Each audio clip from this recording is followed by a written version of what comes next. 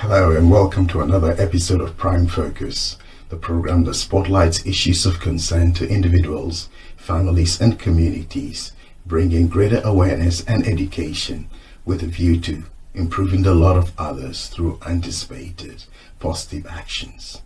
Thank you for joining us again today. Our guest today will be discussing special education needs, providing valuable insights and practical advice to support those with unique learning requirements and families with children and teens with special education needs.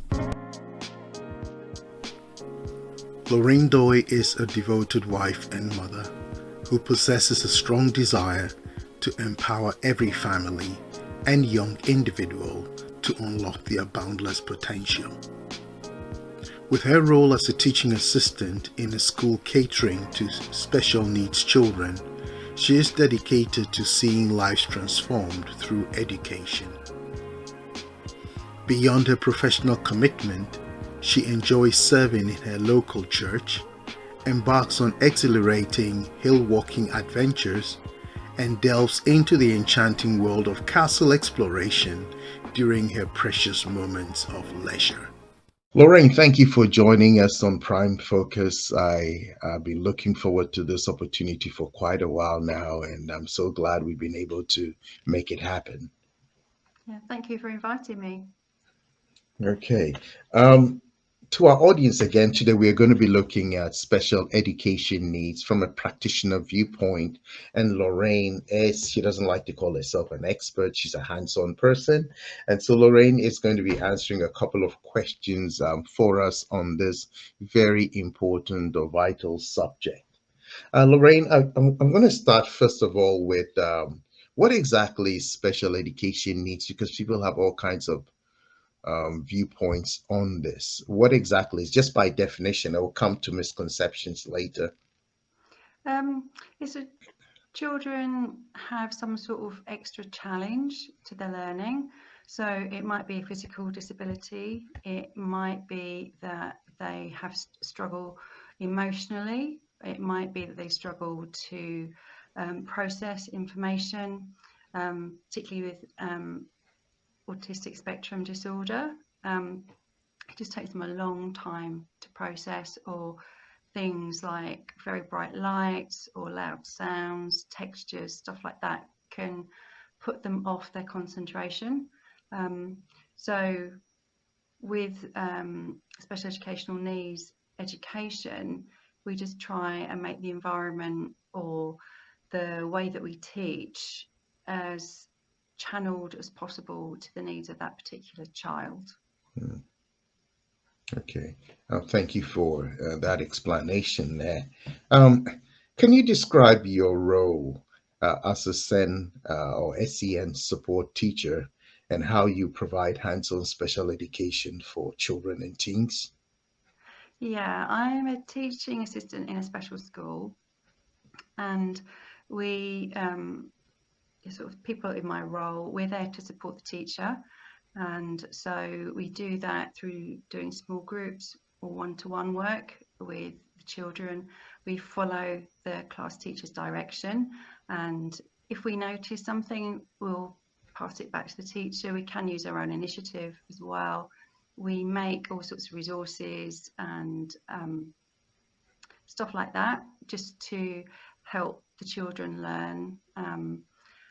Yeah, that kind of thing really. I go into mainstream lessons with one of our kids that needs extra support. He can do GCSEs, but he couldn't cope in the lesson all by himself. So I go in, and then afterwards I'll go through some of the homework just to help make sure that he's understood it and that he can do it himself.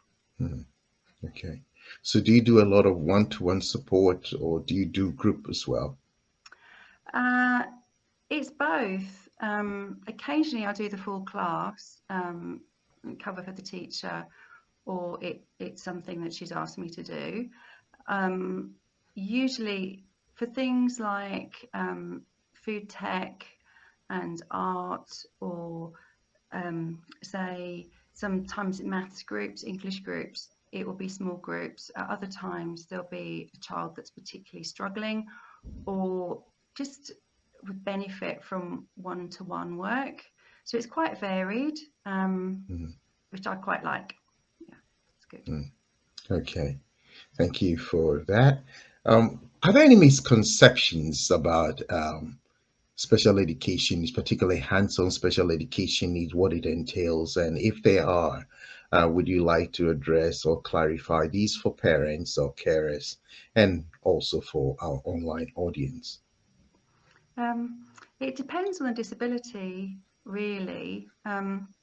I work with children on the autistic spectrum, and very often people just think they're playing naughty and playing up. But what's happening is that they they've got so much coming into their brain, they can't process it fast enough, and they get very frustrated, but they don't have the language skills to explain how they feel. And so quite often you'll see to the general public, quite an old child having a temper tantrum is how they Mm, see it. But basically, the child is in distress and can't cope with a situation, and it needs quite a lot of compassion more than anything else to help them deal with it, and then to actually teach them this is how you felt, and then to discuss how they could better um, navigate those emotions and have a more positive behaviour in response, or what they could ask for, what help they could seek, like a phrase or something like that, so that people understand and can help them, preferably before they get to the stage where they feel like they're going to explode. mm, Um, with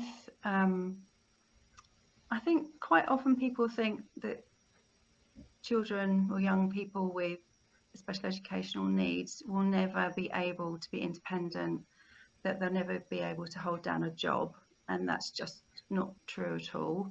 So many people with disabilities are incredibly successful, and the whole point of special education is to help the child be the best that they can be, and yeah, to achieve and to be happy. okay. So I like the point you make there that many of them go out to achieve very well, just that people underrate them a lot. Yes, Mm, yeah, they okay, don't really give them a chance. all right. Okay. What are some common challenges that these children and teens face in a traditional? I know you don't teach in a mainstream school, but what do you think challenges of these would be in a traditional classroom setting? And how do you think these can be addressed through hands-on approaches? Um, they are often very busy places, very loud, very bright, um, and there's lots of stuff around. Um, so for a visually impaired child, having lots of chairs here, there, and everywhere, um, then and things not in a predictable place, then obviously they can injure themselves, that kind Mm, of thing.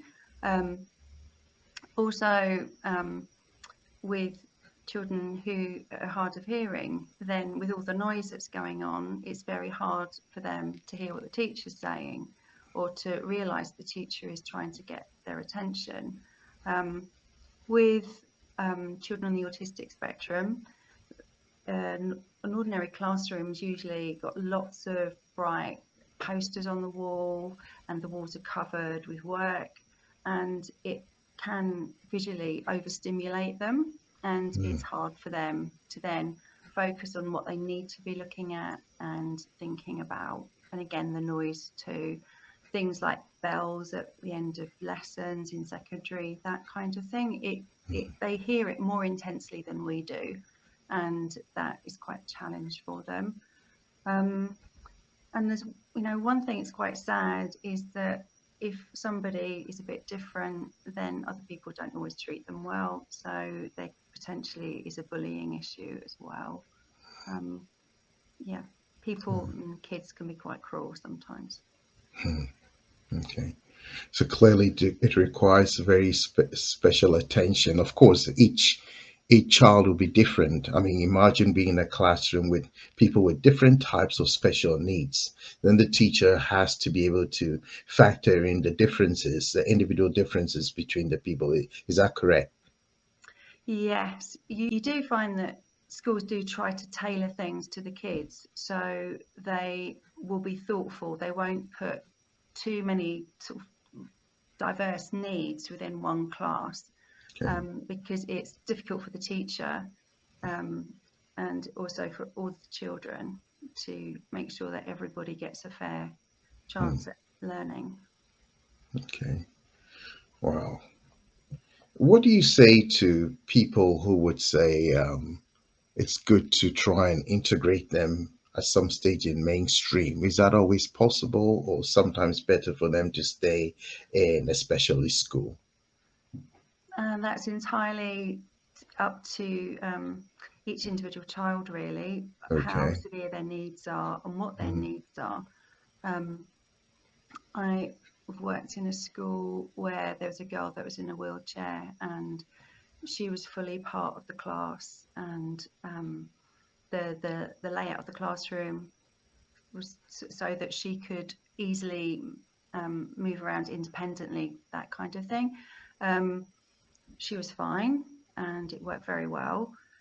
Even with things like autistic spectrum disorder, if they are higher functioning and able to cope in a busy school environment, and they're able to learn, um, with a bit of support from specialist teams that the mainstream schools do have, special needs coordinators. So they will look out for those children. And have things in place for them. Some parents prefer their children to be in mainstream, some prefer them to be in special schools.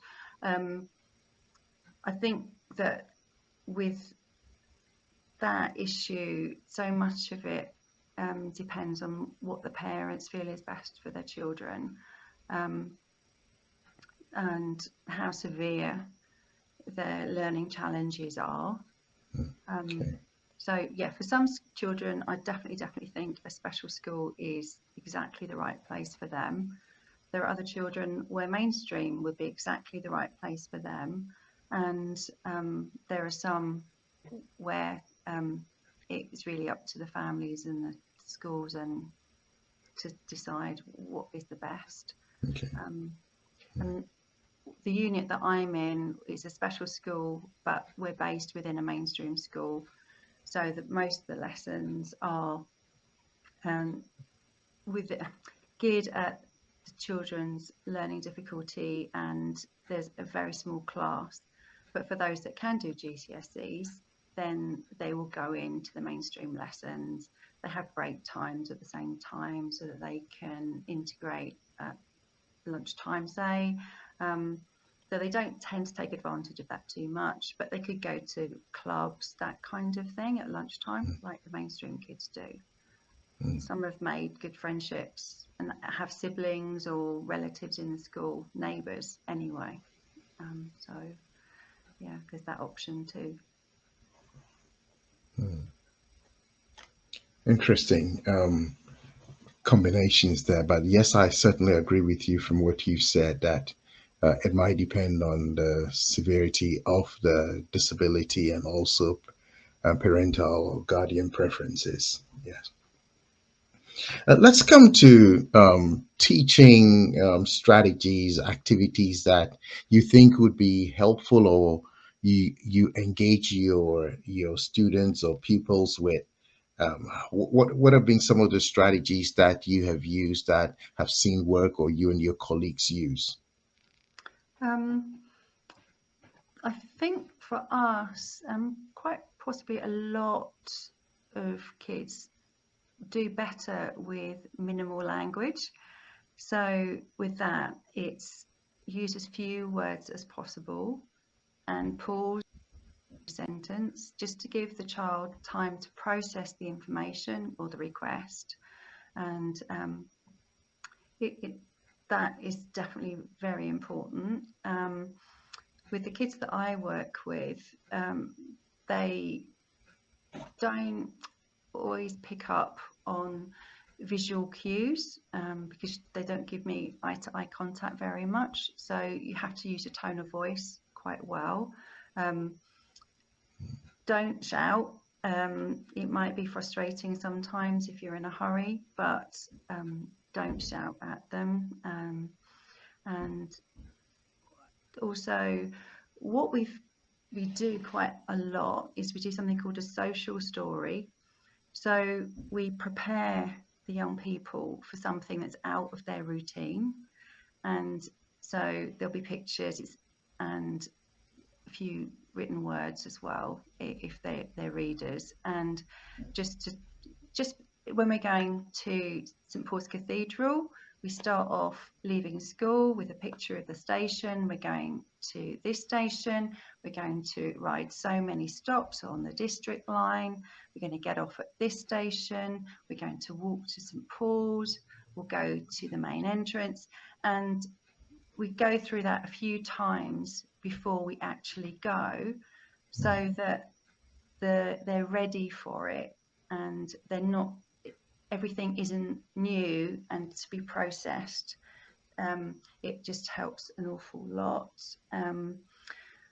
If there's some sort of dispute between the young people, the students, trying to talk it out isn't always going to work. It depends on each child, but we will do something like a cartoon strip. So they will take us through, they will draw pictures of what happened, and we can ask questions about the pictures to get a fuller understanding of what exactly happened, who did what when, who said what when. So particularly if a kid's upset about something, if you can get them to draw it, very often it helps them explain it more than words could.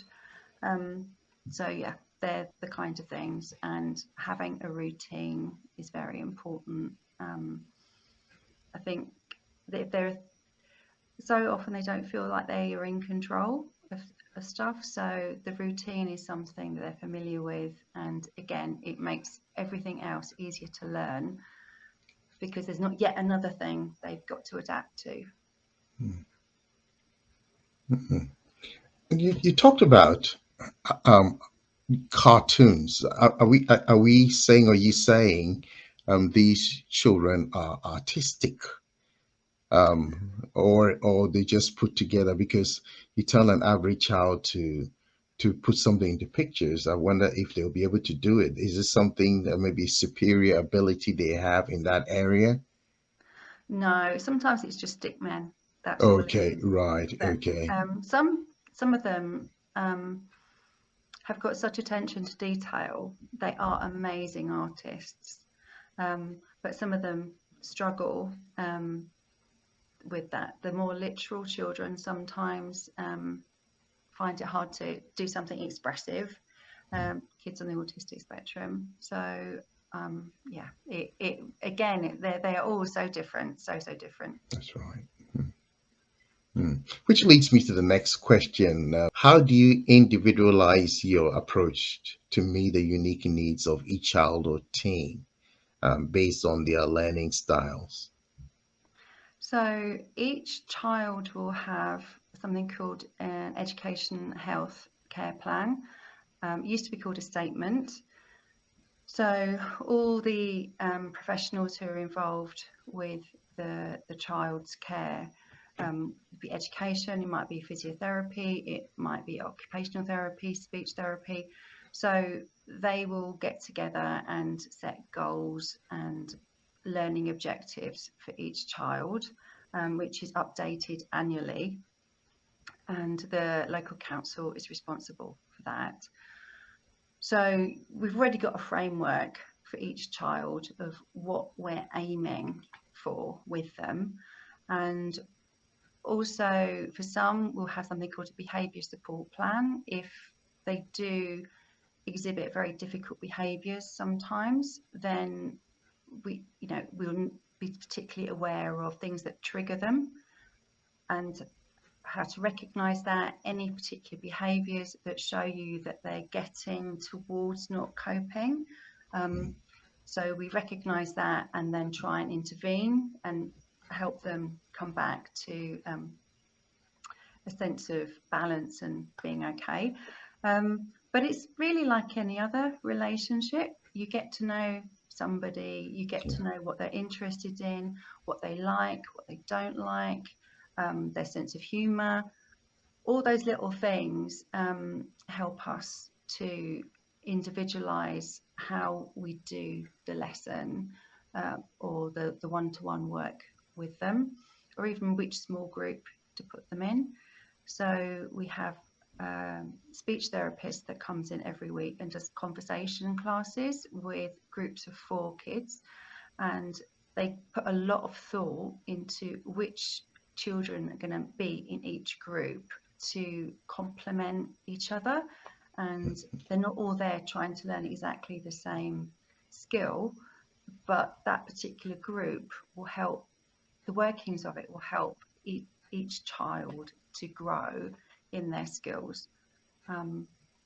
So there's a lot of planning, but there's also a lot of intuition as well. Wow. So obviously, if you're talking about spectrum disorder and people are at different ends or poles of it, and you have them in the same class, you're trying to achieve the same objectives, but you have to use a different method to get them all to the same place. Yeah, what you'd find is with autistic spectrum disorder, those who are more sensory would be in a different class and would be very definitely in a special school, to those children who can have a conversation. So there's 3 different groups of level of how communicative the children are. And so the group I'm in are called conversation partners, which means that you can ask them a question, they will respond. Sometimes they will initiate a conversation as well and ask you questions about yourself or about the other children, something like that. So we do try and put children of similar ability in the same setting, so that that the needs can be met so much better than trying to achieve stuff with lots of different children with different abilities. Wow, sounds very exciting. Yes, I mean, the role sounds very exciting, trying to get, especially when you said intuition. I said, oh, interesting. Okay, this is not just experience, but intuition. So I like that. Right. Coming to another question here, again, based on the experience, how does hands-on learning enhance educational experience and outcomes for these children? I think it's just that it reinforces the lesson and it takes it a bit further. So most of the time it is more through conversation and going through the worksheet, say, or the lessons that they're doing. Everybody learns differently anyway. Some people learn better by listening, some by doing, some by looking. There are more ways than those 3, but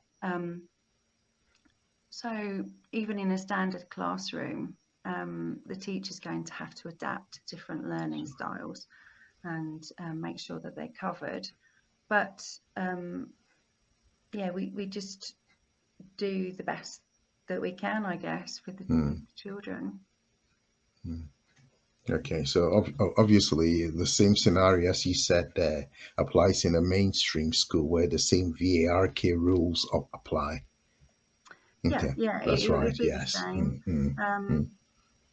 We would probably use different items and resources to communicate with the children or for them to use.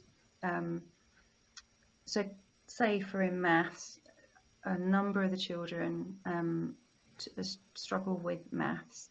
So we get them to sort of, it would be something physical for counting, and it'd be very visual, and they just physically have to move something from one side to the other, and just to help them to grasp what the number's about, or how to actually achieve the answer.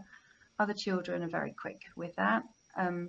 With others, they find English comprehension very, very difficult. They're very literal.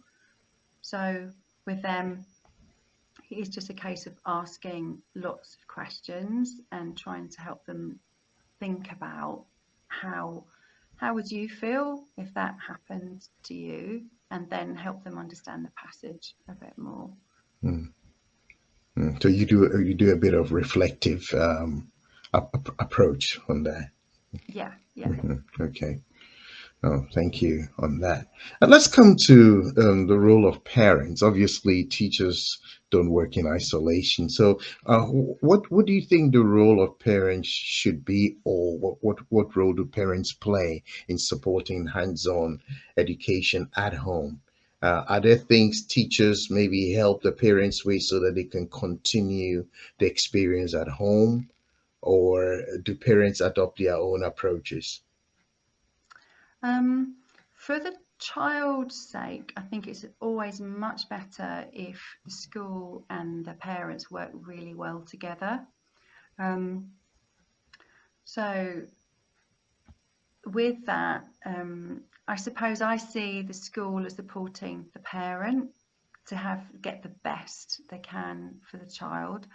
Though of course teachers are very experienced, and that they can help the parent a lot. I think key things with the kids is helping them to have a routine that they can almost build for themselves, teaching them to do that, keeping things consistent. If as a parent you say, if you don't do that, then this is the consequence. If they don't do it, you have to carry it through. And it's the same in school. And there's also, for children that find it difficult to communicate, we've got something called PECS, which is a visual system with pictures. And so at school we use that an awful lot. And so a kid can basically point at different pictures and tell you a sentence. It won't be in words, but the pictures tell you the story. So if parents are using that at home, there's consistency, and the kids don't get rusty over the summer holidays, that kind of thing. They don't get frustrated because they get very good at using it, and they can communicate very well. If they can do the homework with the kids, not actually doing it for them, but with them, helping them, just to keep the learning skills ticking over, that is also quite important. For our school, we have a book at the end of every day. The TAs or the teacher write in it and say what subjects have been studied, anything particular that the parents need to know about, if there was an incident in the playground, or they seemed a bit unhappy, or they've had a great day. Those kinds of things go home. So if the parents could read that every day and understand how their kid has been, it'd also help if the child's had a bad day and their behaviour is a bit off in the evening, then they would understand what might have triggered that at home. And then just to let us know as well, using the book, to say if there's something like somebody in the family's died, or a pet has died, or they're upset about something that's happened with their sibling, so that when they come into school, if their behaviour is a bit off or they seem sad, we know what the reason is, which would also be a really good help. Come to parents' evenings, meet the staff.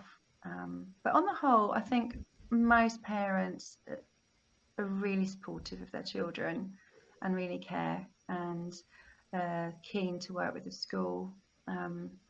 They work very well together. we've done, well, my class teacher has done stuff. If a child is presenting as doing something at home, a certain behaviour that they would never do in school, then the teachers put together a social story, basically saying what is good behaviour, what isn't such good behaviour, and what the consequences are of the good behaviour, and they will reward them in school for it. If the parent sends in to say, yeah, they've done all they should do, or they haven't done what they shouldn't do, then we can reinforce stuff at home too. So there's quite a lot that parents can do, and actually do. Yeah, they most parents are great, really lovely. Awesome. As you were speaking there, you touched on something that I'd never actually considered. Discipline. Do special education needs children or teens get disciplined? Yeah, it's more of a consequence thing, so that they understand. So what will happen is there might be a bad behaviour, and quite often they'll need to go somewhere quiet afterwards. They're generally very upset. They might have thrown something at somebody or hit somebody and sworn, that kind of thing. And they're quite agitated. So we'll go somewhere quiet.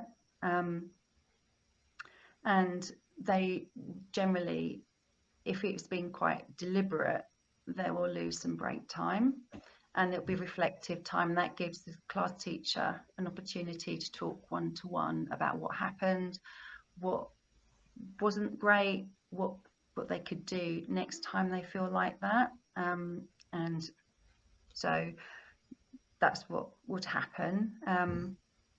Also, we might do something like deep pressure. So some kids on the autistic spectrum, if they get very upset, they need firm pressure. Somehow it makes them cope much better. So we've had kids who've had a total meltdown, and basically I've sat on the floor next to them and just massaged their head, and that just helps calm them down, and then we can move on to talking about it.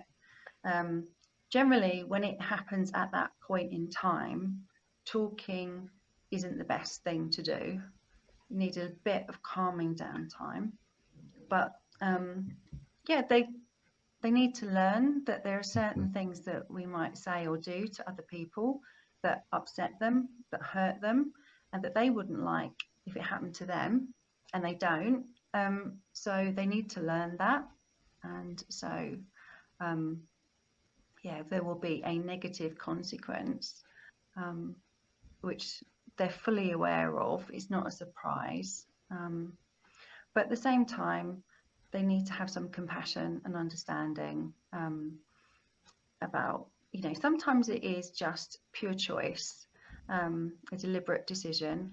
Other times it's that they're not coping. And it's just trying to get to the bottom of that and helping them to navigate forwards. Well, interesting dynamics there. Thank you so much, Lorraine, for those insights. Let's talk about collaboration. Do classroom teachers collaborate with other professionals to ensure a cohesive and effective learning environment for these students?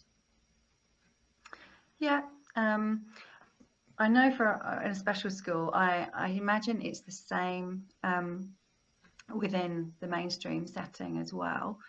But if a child has speech delay or needs some sort of physical adaptations, that kind of thing, then the professionals, say the occupational therapists, speech therapists, they will be very involved and give advice. And for kids in our school, sometimes sitting on a chair is too difficult for them. To focus, it's hard.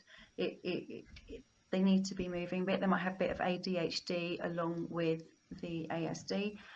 So you can get these bouncy chairs, rocking chairs. So we'd ask the occupational therapist to help out with that. And things like with the kids that need deep pressure, some of them actually need a weighted blanket to feel secure. So that again, we liaise with the other professionals for that. I know in mainstream school, for support for children on the autistic spectrum, there will be something called an outreach worker who is employed by the special school, and they visit all the schools and gives advice, support, a listening ear to mainstream teachers who have children, particularly with the autistic spectrum, in their classes. Wow. Okay, I'm talking about rocking chairs, and I'm just trying to picture in the classroom seeing a rocking chair, and maybe something bouncing in the place. Quite exciting in that respect.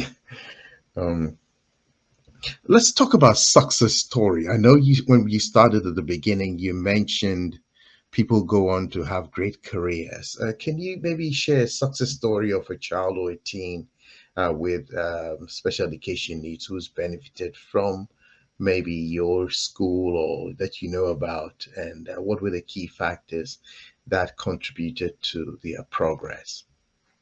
Um, there's one I can think of particularly who joined in year 7 from mainstream, and he used to get very angry and frustrated. He wanted things to be done in his way and no other way, and so he would hit the wall, kick things, shout, and he didn't engage really socially with people. He was very literal, so anything that was to do with composing a story that was original, not something that he'd copied from a video that he'd seen, whatever, he just wouldn't do it, and he would get very upset because he just felt like he couldn't. So we just had little steps with him. So, you know, when he did hit things, kick things, shout, then we'd go through the usual protocol with him. And with the stories, we just make things much more structured for him. So it would be divide your story into 5 paragraphs, and we wouldn't even call it a paragraph. We just have 5 boxes and say what happened then what happened next, and then what happened after that, you know, and just very simple, broken down stages, because he was getting from one to the next to the next. When you give him a story to write, it was just overwhelming. But he's just finished. He's just gone on to college, and now he's just so polite. He will start conversation, ask how you're feeling. He will carry on with the conversation. He's learnt some social skills. His mum's very supportive again. She will talk to the school. You know, she's got his back totally. And so when he does have frustrating situations now, he will say, I'm finding this hard, or can you help me? Or I don't like that, or that's, you know, might be that's not fair, that kind of thing. But he's articulating it. He's not just expressing his frustration, and he's just so calm. He hasn't had an outburst for a couple of years. I remember once we were out of school and he got very upset and annoyed about something, and we were on the train platform and he started hitting the advertising board, and people are looking, and you know, I just could not imagine him doing that anymore. And I think it has been the consistency, the interest that the team has taken in him, and again the individualized approach to his education. The teachers are very experienced, and so they could recognise this is what's going to work best for him.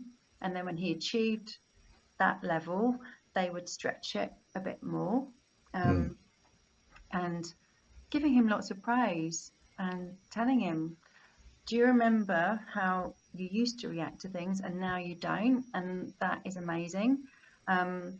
So that it gives him confidence the next time he needs to stretch a bit when he meets a challenge, that he's done it before, and that we want him to succeed and to have a go. And he might not get it for a little while. It might take a lot of learning, but we're nudging him forward step by step. And yeah, particularly with him, I think it's to me, it's so encouraging. I was so delighted.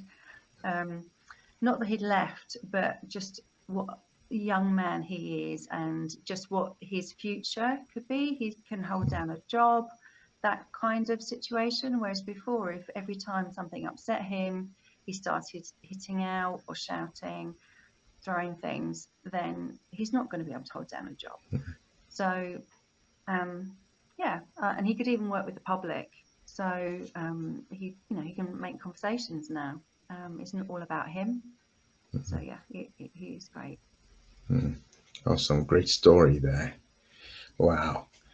Talking about social learning or interactions, how do you promote that? I mean, between, obviously it's a specialist school. How do you promote peer learning, social interactions between also what I may call typically developing peers as well? How do you enhance that, or how do you create that environment for that social interaction? On a small scale in class, they'll get into pairs sometimes to do work together, and they are told you have to ask each other. That can be quite a struggle for them. Quite often one will want to dominate and one's quite happy to follow, but they both have to ask questions and write down the other's answers. And then there'll be a teaching assistant or teacher around to prompt them, to nudge them to actually do it. And if they're not doing it, then to say, hang on a minute, you need to ask the quieter child, what do they think? And ask them why they think that. Those sorts of things. There are the small groups with the speech therapist. They're all encouraged to answer questions in class. Drama is pretty good as well for when they're trying to role play. Quite often they can really get into it, and it helps them see things in a way that explaining to them doesn't. So that's been good.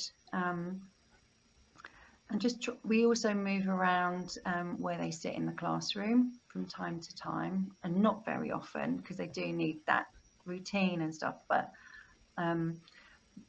position, the teacher will decide that somebody needs to sit next to somebody else or away from somebody else, and that is to just help with their social development.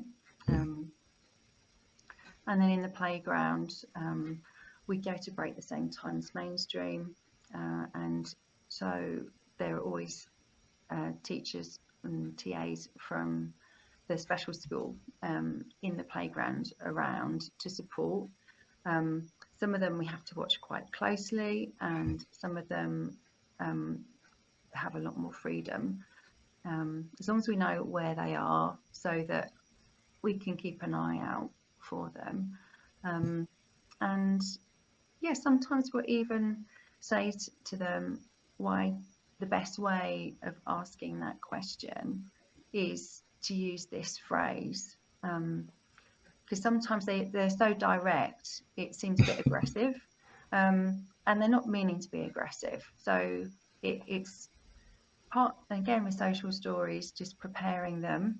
So some of it is telling them in advance, some of it is standing alongside them, and some of it's a bit of a debrief and making suggestions. Yeah, so that's how we do it. We go to cafes as well, and we get them to buy stuff. At Christmas they're given an amount of money, so we go shopping. They choose what they're likely to want and they go and buy it. And so again, we're with them, we're prompting them beforehand. Say we're going to have to say hello, you can say how are you, and remember the change. They always forget the change. Mhm, That kind of situation. To remember to say thank you. They're pretty good. They're pretty polite on the whole. But there will be times when they're a little bit stressed and that is forgotten. But it just okay. needs a little bit of reminding. Mm, But yeah. mm, And they quite often, it's typical of any child really, they're very focused on what they're focused on, and so it's reminding them that other people are interested in other things, and you can't just talk about what you're interested in. You've got to talk about what somebody else is interested in as well. Ask them about themselves. So yeah. wonderful, wonderful, wonderful. Great, great points there. Um, for a parent who might watch this or listen to bits of it later, who is struggling to find maybe hands-on learning tools or approaches, what practical tips or advice would you give to such a parent?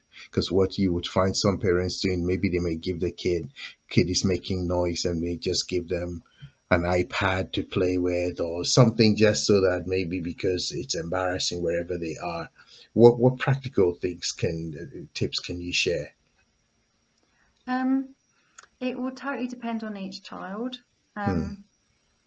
So whatever your child is interested in, make sure you have something with you. Um, Preparation is really important. So if you know you're going on a long journey, they need to know that they're going on a long journey and talk it through a lot. Um, Tell them about you're going to stop off if you're going on the motorway to a service station, what that's going to be like. Um, Even for kids who've got physical disabilities, if there's something they're expecting, it's not so difficult to navigate if they're prepared. Um, and I don't know, I think there's so much divided opinion on gadgets and Hmm. iPads and stuff like that. So I kind of think it's quite similar to everyday parenting, really. Um, do you want to give your child your phone or your tablet to keep them quiet, or can it be used in certain circumstances? You know, how much screen time do you give them? I think that it's really down to parental preference. Um, I've got my opinion on it, but you know that's for me and my family. So, but at school, they get reward time, and quite often when they've completed their work well, and then they'll get reward time, and quite often they want to go on a laptop or an iPad as their recreation time. Some of them will want to make things, some of them want to read. It totally depends, and you know, also not all the children do read, so Hmm. obviously screen isn't much easier thing to do outdoors than a book in that situation. um, it's really down to each individual child, I think, and each Hmm. individual parent. um, and yeah, talk to your class teacher or the child's class teacher. Hmm. They might be able to come up with ideas if you're struggling. Um, there's always the annual review that parents are invited to talk stuff through. What's a challenge, what's not a challenge, what they feel has been real progress in. So Hmm. that'd be a good time, parents' evenings, or even just in the homeschool, but just ask for a call to discuss it. Um, would be the way. Um, Right. Do they have more parents' evenings, or it's just regular? it's Just once a term. We have them once a okay. term, Okay. and there's also the annual review Okay. as well. And yeah, and sometimes, like at our school, there's a monthly parents' coffee. Um, so if your child's at a special school, then go along to that. There'll be other parents further along the journey that have met the same challenge and come out the other side. So they'll be good to listen to. And you'll find as well that you'll have overcome certain things, and you'll be able to help somebody else who's facing it for the first time. So that was also, if your school has that, that would be really great to go to as well. Okay. Is that what you would call as a parental support network? Yeah, I guess it Okay. is. Some parents choose not to do that. They don't want to be defined by the fact that their child has special needs, and they feel that it just makes everything around the special needs. Other parents find it really, really helpful. So do what suits you. Even amongst your friends and your family, you might find that somebody that actually has no experience at all might come out with something super wise and insightful. So yeah, don't cut yourself off from other people. I think it's really important. Oh, thank you for that explanation there. We touched on technology briefly, but from the children's side of things, what about the teachers? How do you use any kind of technology to assist in terms of the delivery of the learning experience? We usually use PowerPoint to introduce the lesson. There'll be videos, there's sort of links on it to help explain it. And as we're going through, there'll be a question and the answer isn't shown. Ask the kids, what do you think the answer is? And then show the answer, who was right, whatever, that kind of thing.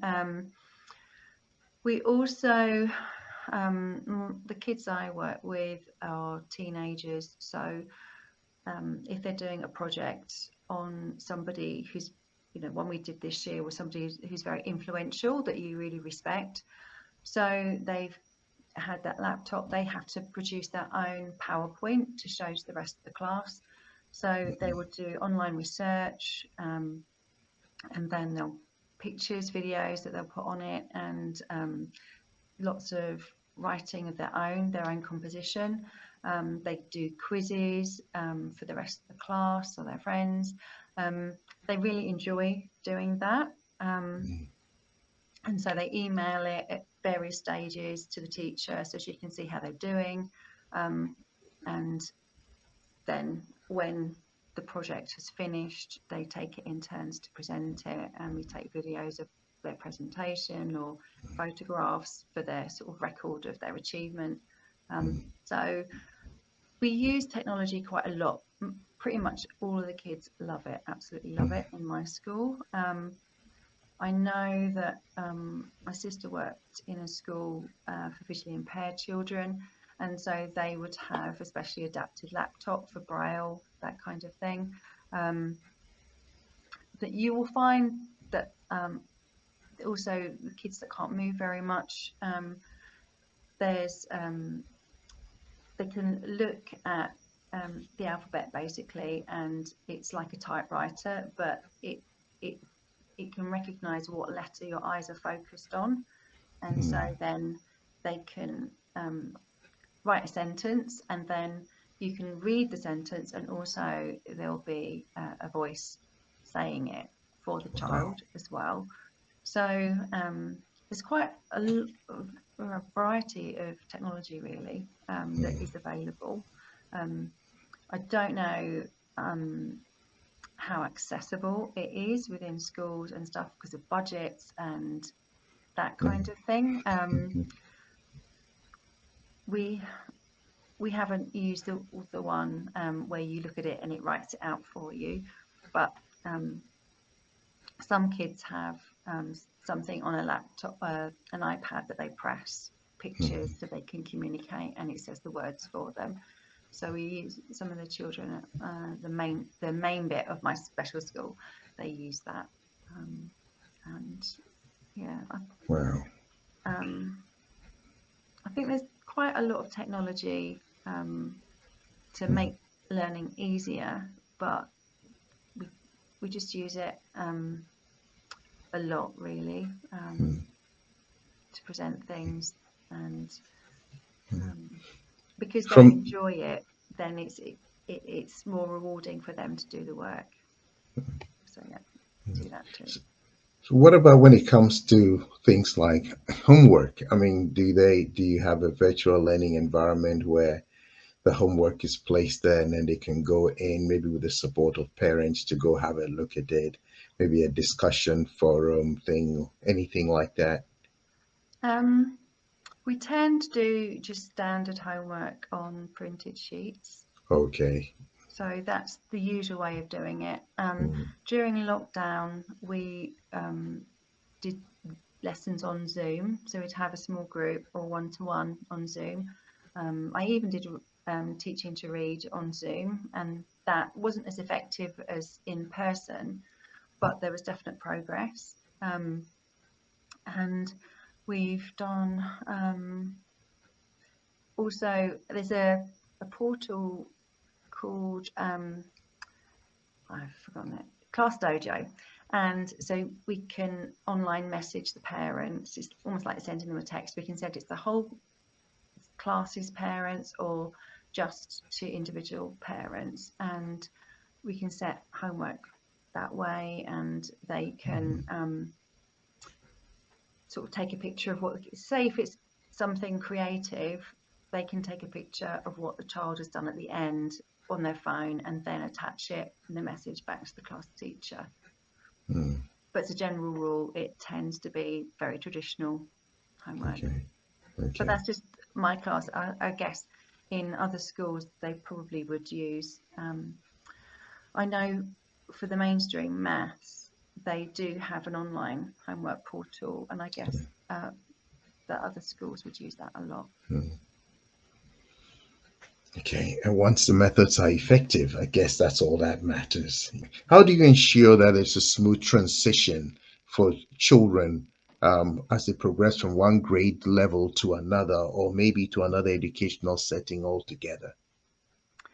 Yeah, so in a special school, because they tend to do all the subjects with one teacher, even in secondary, you'll find that the teacher from the class that they're leaving will have a meeting with the teacher of the class that they're going to, that will go through their personal education plan and their needs, any behaviour support plans that they have, anything particular about home life that needs to be flagged up, the things that they like doing, the things they really don't like doing,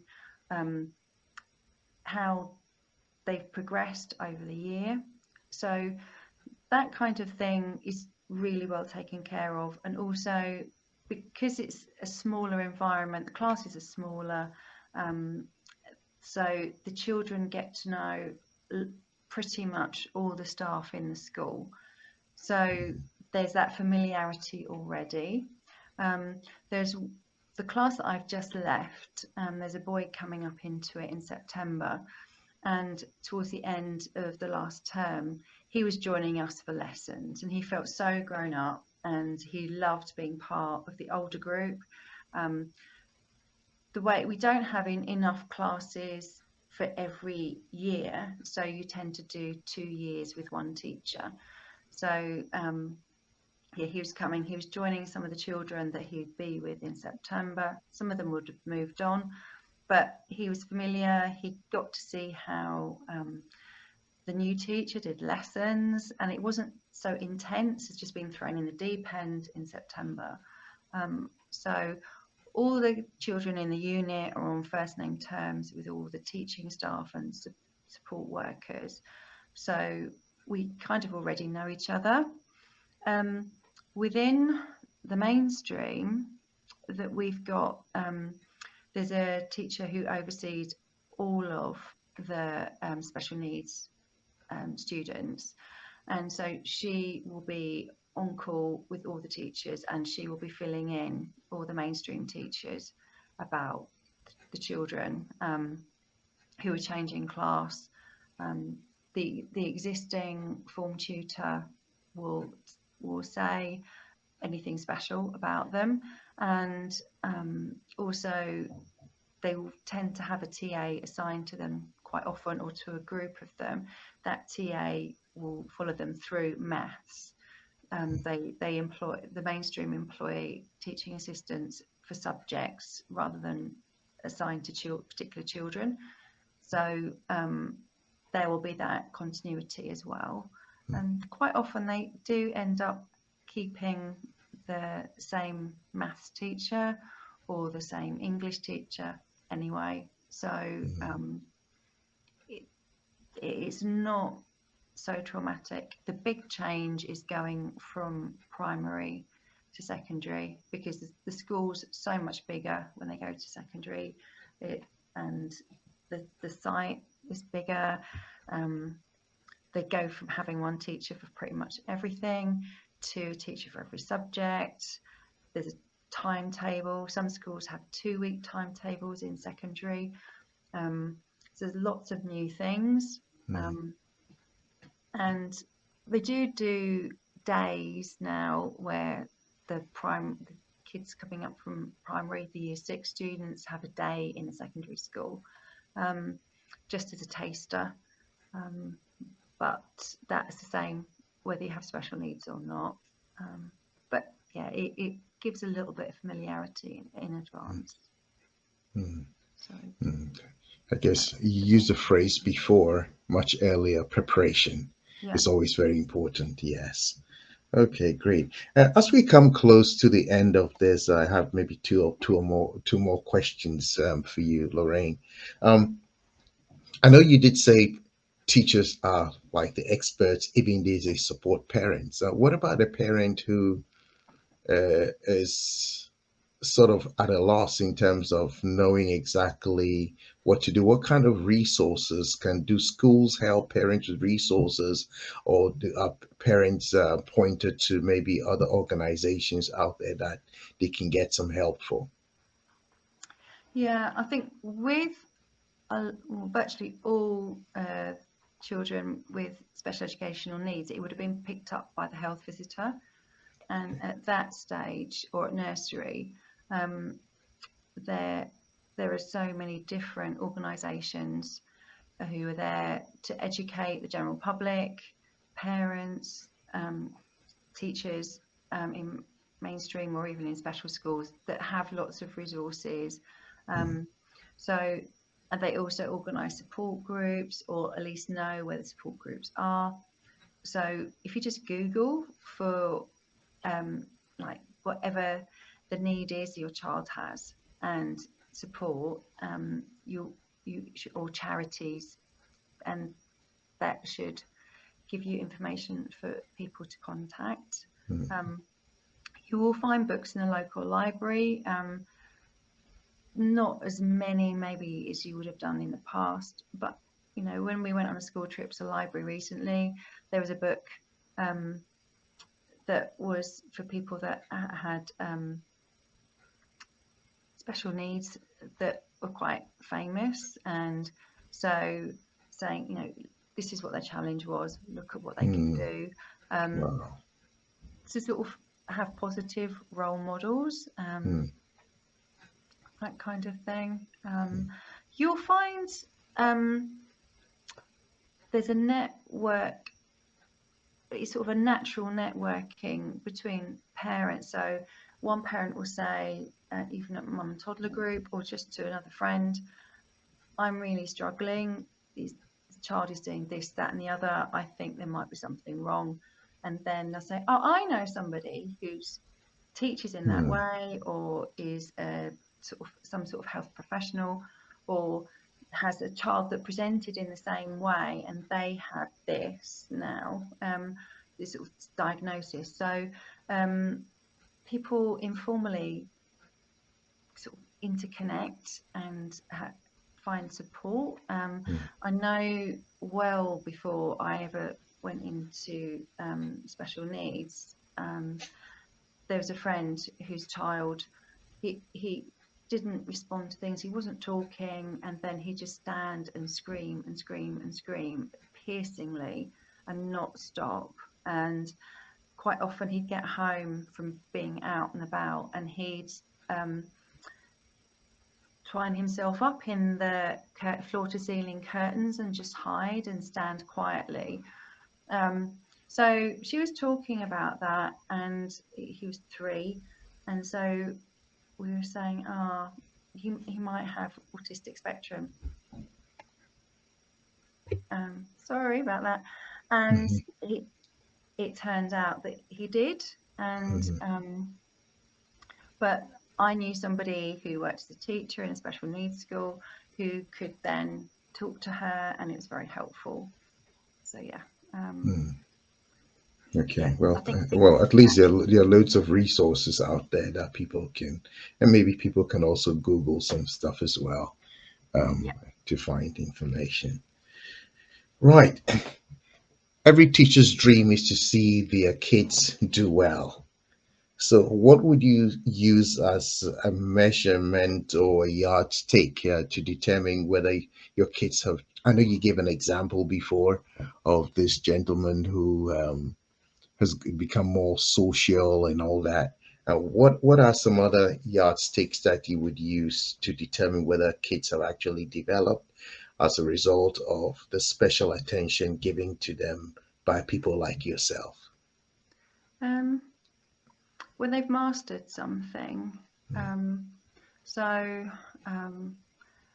like the examples of my own class, there's over the years been a few kids who are absolutely terrified of knives. So when we do food tech, they won't even touch it. They're convinced they're going to stab themselves or something. So we have to talk them through it, and then just bit by bit, you might be your hand over them. Well, you show them, and then you just slightly help them more and more. So I would hold, say, a vegetable, and then I'd have my hand over their hand. So they're not going to cut themselves. If anyone's going to get cut, it's me. And then just bit by bit, they get a new skill, and then they get comfortable and confident with it. And so you just see how they've achieved things. And so whereas a child that was hungry, that was one of his triggers.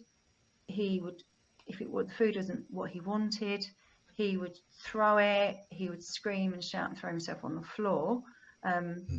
Now he knows that he needs to talk about it and say, "I'm sorry, I don't like that." Particularly with autism, a lot of kids are very sensitive to different textures or tastes. They're not being awkward, it's totally genuine, or they might not want anything overlapping. It has to be totally separated on the plate, each item. So now, he's learned to say, I don't like that. Is there something different? So those things, when a child with basic maths can count, but not have to start at 1 every time. If it's 8 plus 2, they can start at 8 and add plus 2.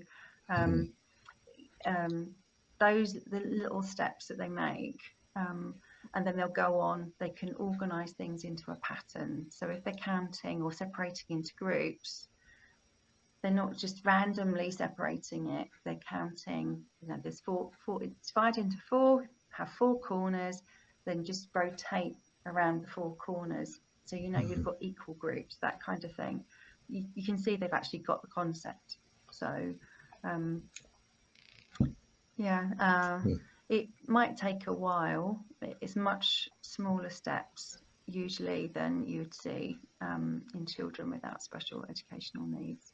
But they do progress. And we also keep a folder of all their work.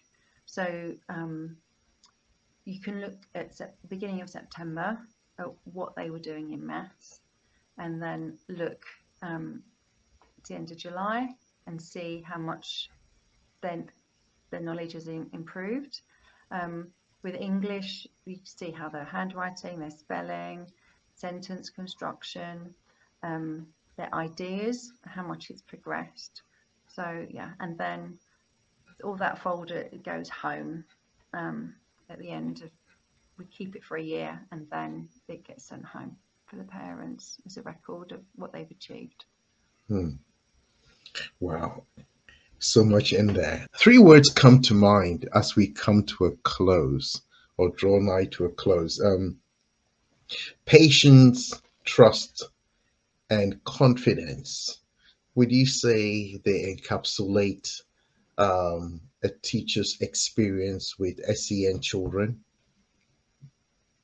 Yeah, you need to be very patient, and yeah, definitely. And The yeah, kids you need need to to trust build with them. confidence as well. Give them confidence. Yeah, Yeah, okay. because even if they don't believe in themselves, they all progress. Even the more sensory children that have the more severe needs or learning challenges, over the year they will progress. There'll be a difference in their behaviour or how they use their communication, that kind of thing.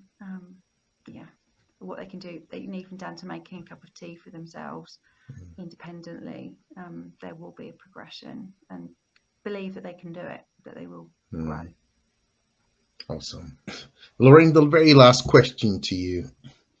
Um, what's your experience been like teaching special education needs children or teens? Exhilarating, exciting, ecstatic? What has it been like for you? Um, I've really enjoyed it. I've really enjoyed being able to get to know the children better than I would in a mainstream setting because it's a smaller class. Um, I think it's just very rewarding to see that in spite of all the challenges they have, that they keep going and they keep learning and growing and developing. And yeah, they're generally very positive people to be around. So, and there's yeah, I think it's much more nurturing, and yeah, it's good. Hmm.